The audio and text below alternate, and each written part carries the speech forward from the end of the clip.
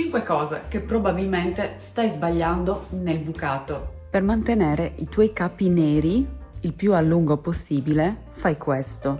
Aggiungi nella vaschetta del detersivo insieme al tuo detersivo 60 ml di aceto bianco.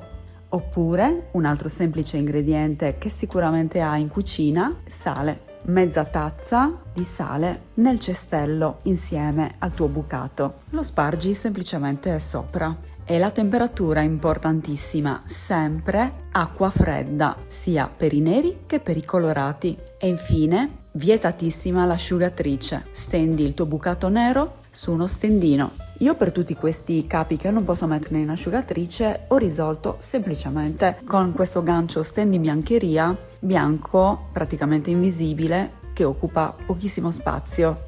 Non usare l'ammorbidente quando lavi gli asciugamani, perché col passare del tempo l'ammorbidente formerà una pellicola sul cotone che non permetterà più di assorbire l'acqua. E non è bello avere gli asciugamani con tutti questi residui chimici.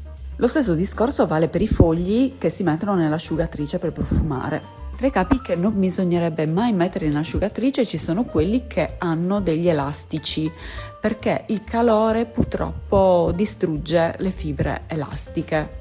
Un modo veloce per leggere le etichette di istruzioni su come lavare i nostri capi è questo.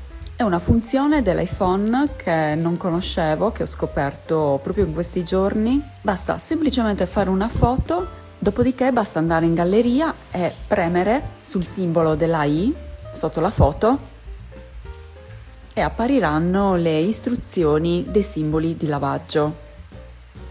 Purtroppo però questa funzione è ancora solo in inglese e per attivarla bisognerà aggiungere l'inglese nella lingua, nelle impostazioni del telefono. Però ne vale la pena farlo e funziona anche con le ricette. Prima di conservare i capi in lana per l'inverno, lavali, perché diventano facili preda delle tarme. Per evitare che infeltriscano, segui questo consiglio. Oltre ad evitare le alte temperature, non tutti sanno che è importante la quantità del detersivo utilizzato e la quantità deve essere veramente minima. Io di solito uso la metà di quella consigliata in etichetta.